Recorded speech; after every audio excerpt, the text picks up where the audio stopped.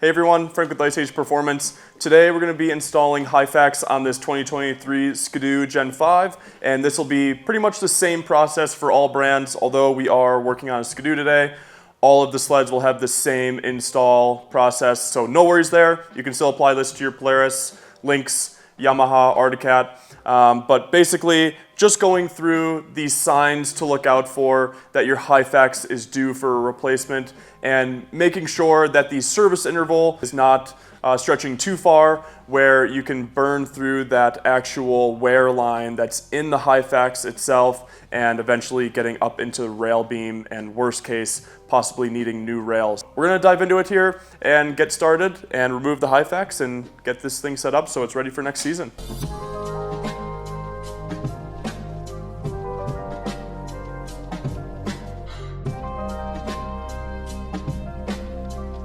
Tools needed for the install process. This is pretty much everything you'll need, but depending on whether you're pulling your entire skid or maybe your model, and if you're installing on Ice Age rails or factory rails, it may be a little bit different, but generally speaking, this is everything you'll need for installing Hyfax on your Ice Age rails. We like to use a pneumatic hammer. This makes pushing Hyfax off the rail beam really easy without much effort. If you don't have that option, you can just use a good old-fashioned hammer with a big flathead or chisel. A file for trimming any sort of edges that the track clips could grab onto. We'll highlight more on how to do that as we install it. A T27 Torx that can pair with an impact driver or ratchet, and then of course a Sharpie or some sort of device to mark where to cut the Hyfax. But this is everything you'll need for servicing your Hyfax. Here's the air hammer. We're going to use this to push the Hyfax off the back of the rail. You can also use the hammer and chisel or flathead screwdriver, but this is honestly a little more fun and does the same trick, just a little bit faster. Just be a little bit careful that it doesn't jump off the Hyfax and hit the rail.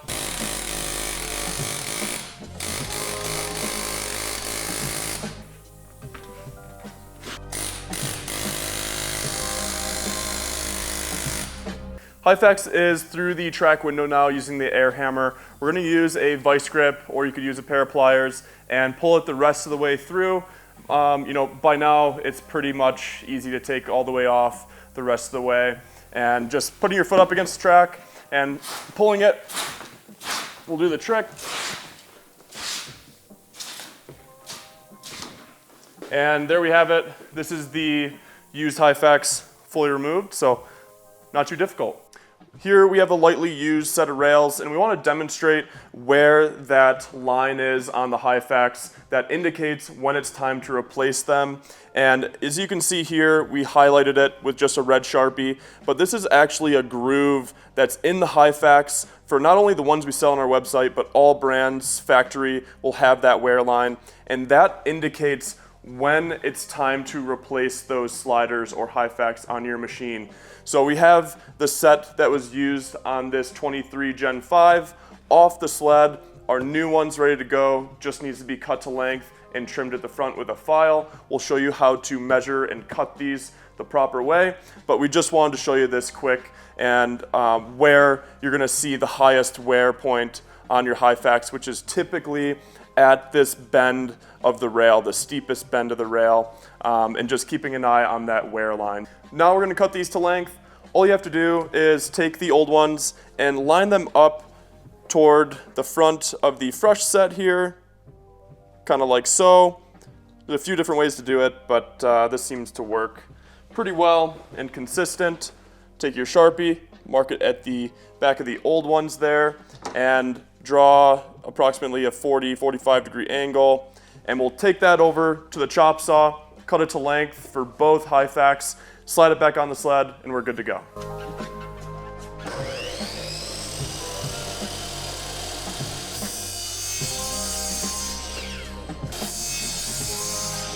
Using the file, we're going to take the sharp corners off the front of the Hyfax there where the Hyfax screw is located, where it butts up to the rail tip itself, and just getting rid of any of those sharp corners that the track clips or nubs could potentially grab onto, and creating a nice smooth transition.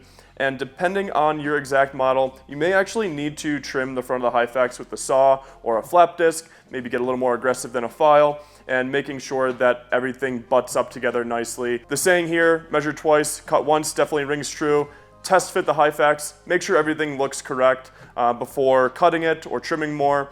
It's easier to take away material than add it. And again, we're just gonna take this file and get rid of these sharp edges here and create that nice, smooth transition for the track to go around.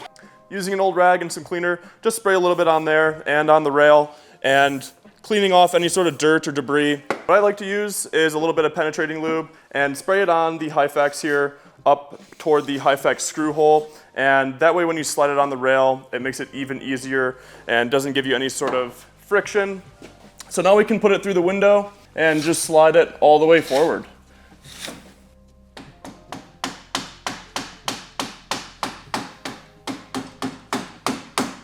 The Hyfax is butted up to the rail tip there. We don't have any sort of edges hanging below that rail tip because we filed it down. And then at the rear of the track here, this is what we're looking for. That track nub's a little in the way, but pretty much all the way toward the back of the rail. You don't want it hanging past that or too far forward, but just following that same profile down is perfect.